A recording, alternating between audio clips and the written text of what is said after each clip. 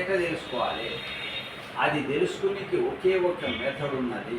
ఆ ఒక్క మెథడ్ కాడ రాసి గురుపదేశేన వినా కల్పకోటి శతైరపి తత్వజ్ఞానము నజాయతే.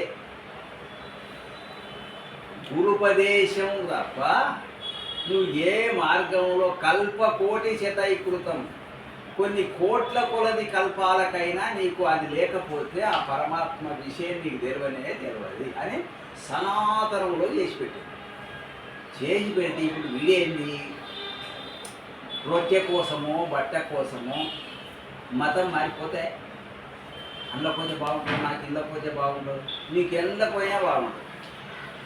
ముందు నువ్వు తెలుసుకోవాలి తప్ప నువ్వు వెళ్ళ పోయినా వేస్ట్ ముచ్చాడు. నిన్న మన బక్రీద్ ఆయా సోమవారం ఈ బక్రీద్ ఎందుకోసం అవుతుందో ఏమన్నా తెలిసిన ఆయన ఇది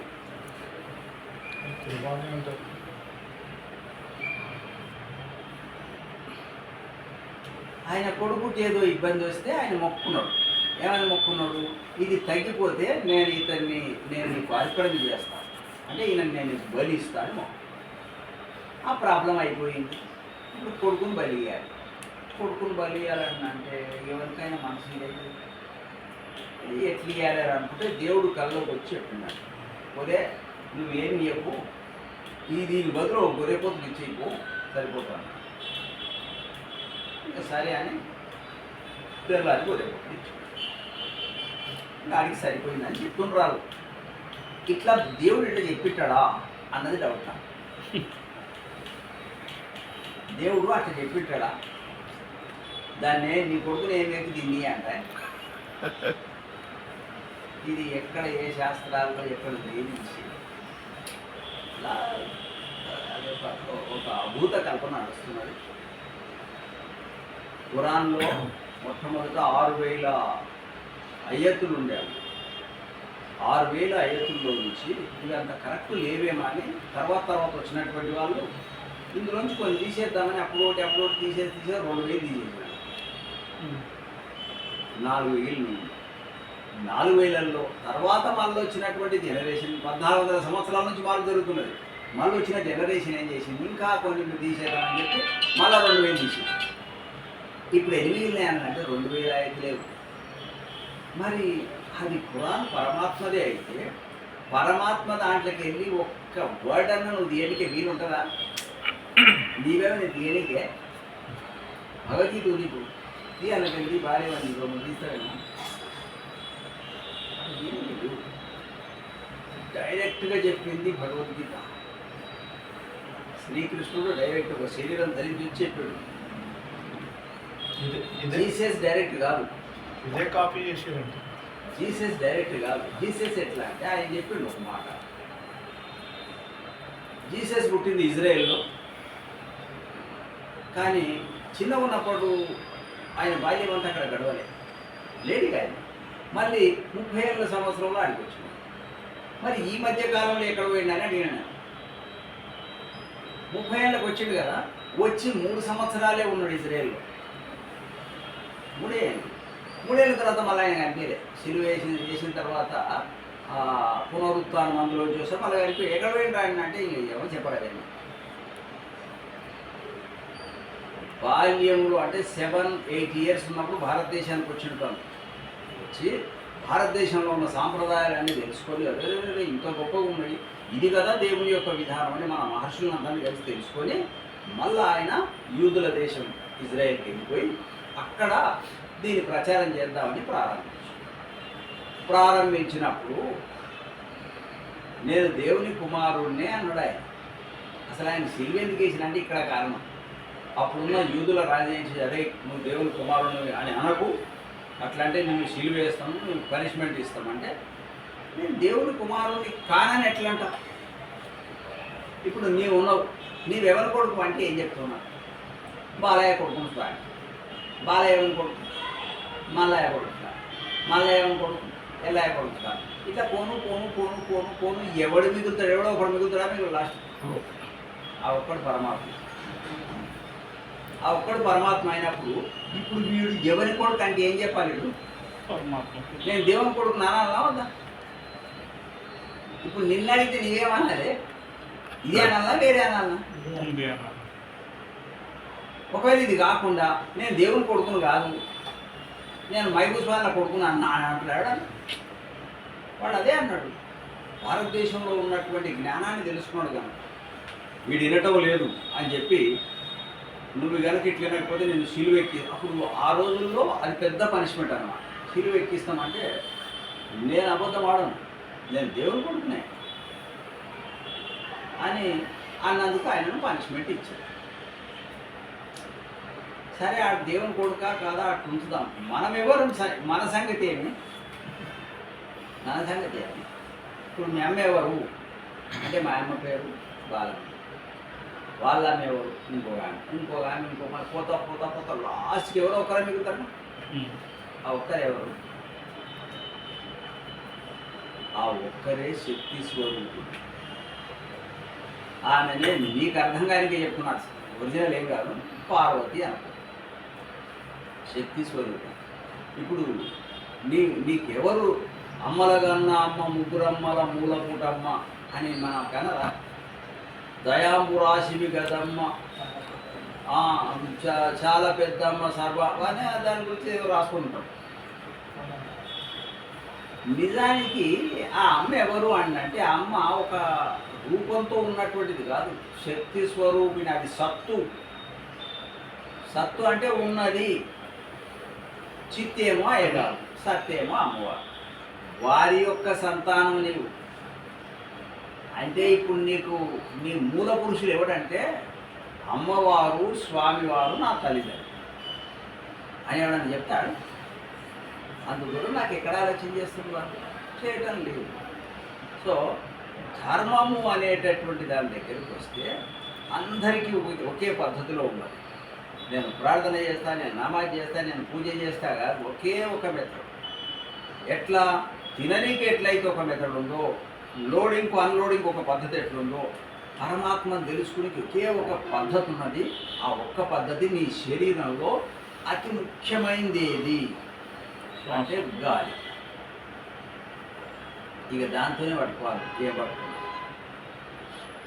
దాన్ని హంస విద్య అంటారు.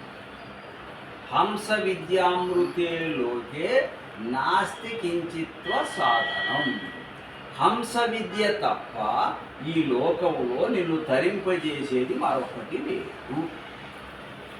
నాస్తి అంటే లేదు అని అర్థం. మరి ఆ హంస విద్య ఎట్లున్నది, ఏ పద్ధతిలో ఉన్నది, దాన్ని నేను తెలుసుకునే తీరుతా, అది దాన్ని నేను పట్టుకునేది అయితే అని ఎవడేం చేస్తున్నాడు? ఎవడన్నా దాని ఆ దిశగా ప్రయాణం చేస్తుంటా? ఎవడన్నా ఉందో? ఎవడే ఆ ప్రయాణం సాగుతుందో. సో ధర్మం అనేటటువంటిది అది. సనాతనం అంటే ఏదైతే ఈ సృష్టి ప్రారంభమవుతున్నప్పటి నుంచి ఉన్నదో అది సనాతనం.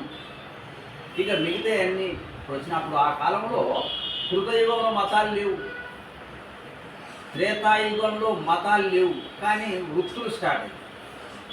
ద్వాపర యుగం వచ్చినప్పుడు కూడా మతాలు లేవు, వృత్తులు ఉన్నాయి.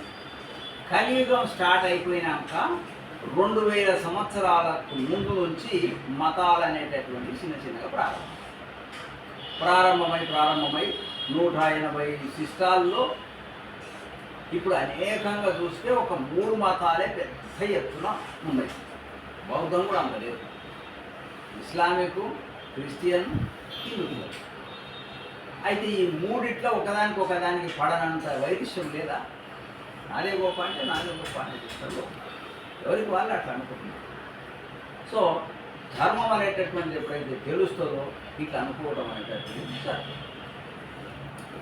మరొక కలిసి ఆ కమలంలో కూర్చొని ఆయన వాద్యం అనే వీణ వాయిస్తుంటే అది ఇనుకుంటా జోష్లో ఉన్నాడు ఆయన.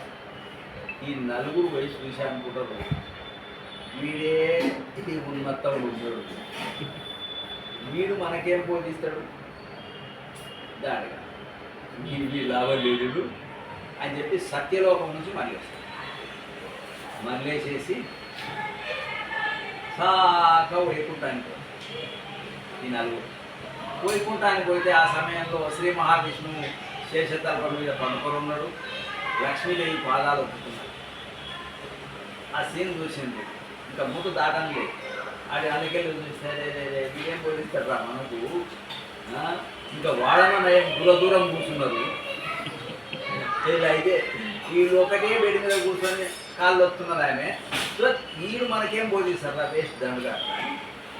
కైలాసం పోయి కైలాసం పోతే ఇంతకన్నా ఘోరమాట. ఆడేముంది పార్వతీదేవిని తొడ మీద కూర్చొని పెట్టుకొని మాట్లాడుతున్నాం. చూపు వీళ్ళు మనకేం జ్ఞానం బోధిస్తారు అని చెప్పి ఆయన అల్లు వెళ్ళిపోతే పరమేశ్వరుడు అనుకున్నాడు, ఏమిరా వీళ్ళు ఇట్లా అంటే అమ్మవారు ఉండటం మూలాన్ని ఇట్లా అనుకుంటుంది కదా. అమ్మవారు ఏందో వీళ్ళకి తెలియకనే అజ్ఞానమే కదా. వీళ్ళకి తెలియజెప్పుదామని చెప్పి ఆయన ఏం చేస్తాడు, ఒక యువకుని లేక తయారై ఒక్కడే ఒక వటవృక్షం కింద అంటే పెద్ద మరిచెట్టు కింద కూర్చొని ధ్యాన నిమంత్రంలో వీళ్ళు తిరుక్కుంటా నైమిషారణ్యానికి పోతే ఆడ చూస్తారా ఇట్లా ఉండాలి జ్ఞానం చెప్తాడు ఎవడన్నా ఉంటే ఇట్లున్నారు కానీ ఇద్దరిద్దరే ఉన్నాడు ఎవడ వాళ్ళ నుంచి జ్ఞానం కుదరదు అనుకొని ఆయన దగ్గరికి పోతే ఆయనే రక్షణ. అట్లా అనుకునే మెథడ్ను సృష్టి ఆరంభంలో కొన్ని వేల సంవత్సరాలకు ముందు కాదు లక్షల సంవత్సరాలకు మీరు పెట్టినారు. దీన్ని ధర్మము అంట. ఇక నా ధర్మం వేరే ఉన్నది అని ఒక ఆయన వచ్చిండు అనుకో, ఇప్పుడు అది నమ్మనికి వీలున్నదా? దీన్ని సనాతనం అంటారు. సనాతనం అంటే ఎప్పటి నుంచి అంటే ఫలానా డేటు ఇయ్యాలని చెప్తలేదు నేను. ఎప్పటి నుంచి అంటే ఎప్పటి నుంచో అదే అంట. సరే అంటే ఏం చెప్పినట్టు నేను డేట్ ఏం చెప్పలే. సనాతనం అంటే సృష్టి ప్రారంభంలో మొదలైనటువంటి దాన్ని సనాతనం. పరమాత్మను తెలుసుకునేకే ధర్మం ఒకటి ఉంది. ఆ ధర్మం ఎట్లా తిన్నీకే ఒకటే మనకి ఎట్లున్నదో, లోడింగ్కు అన్లోడింగ్కి ఎట్లున్నదో, చూడనికే పద్ధతి ఎట్లుందో, విననికే పద్ధతి ఎట్లుందో, అదే పద్ధతిలో భగవంతుణ్ణి తెలుసుకునేకే కూడా ఒకే మెథడ్ ఉండొచ్చునేమో కదా. లేకపోతే రెండు ఉండాలా? ఒక్కటే ఇంకా కన్ఫర్మేషన్ రాలే నేను. ఒకే పద్ధతి ఉండొచ్చునా లేదా? విననీకి ఎట్లయితే ఒకటే పెట్టాడో, విననీకి ఒకటే పెట్టాడో, మేము వేరే మేము ఇద్దామంటే నడుస్తుందా? మరి లోడింగ్కు అన్లోడింగ్కు శూన్యకి పండుకుని అన్నిటికీ ఒక ధర్మాన్ని పెట్టిన పరమాత్మ తనను తెలుసుకునికి కూడా ఒకే మార్గం పెట్టి ఉండొచ్చు కదా. ఒకటే మార్గం ఉండాలి. ఒకే మార్గాన్ని తెలుసుకోకుండా ఒకడు పొద్దుకు 4-5 సార్లు 5 సార్లు వంగి లేచి నమాజ్ చేస్తే భగవంతుడు తెలుస్తాడు అనుకుంటున్నాడు. వాడేమనుకుంటాడు, నా ధర్మం నా దిక్కే ఉంటుందని అనుకుంటాడు. ఇంకొక ఆయన ఏమనుకుంటున్నాడు, ఇంకొక పద్ధతిలో అనుకుంటున్నాడు. ఇంకొక ఆయన గంట ఉప్పుకొని నేను ఇవన్నీ చేసేస్తే ఇట్లా బాగానే కానీ ఇంకొక ఆయన ఆ మౌంట్ బాటన్ అంటోడు ఎవడైతే ఉన్నాడో వాడొకసారి పోతాడు. పోతే ఈయనేం అడగడు. వాడు అడిగితే ఆయన ఆన్సర్ ఇది ఇచ్చాడు. ఇస్తే ఈ మట్టు నేను అర్థం అంటే వాడు అంత పండి ఉన్నాడు. మరి ఇక్కడ ఆ సంగతి అంత దూరాన్ని ఉండు కనుక వానికి అర్థమైంది. మరి అక్కడ దక్షిణామూర్తి ఏమంటలేడు, మామూలుగా మౌనంగానే ఉంది. శిష్యులకు అర్థమైపోతున్నారు. శిష్యులంతా కూడా వృద్ధులు, అంటే చాలా ఏజ్ ఉన్నటువంటి వాళ్ళు. గురువు యువ, గురువేమో చాలా యంగులో ఉన్నాడు. శిష్యులంతా కూడా ముసలోళ్ళు అయి ఉన్నారు. వాళ్ళకు ఆయన ఏం చెప్తలేడు కూడా వాళ్ళకి అర్థమైపోతున్నారు. ఇది ఎట్లా అర్థం చేసుకోవాలమ్మా అంటే ఆయన ఏ స్థితి ఈయన ఏ స్థితి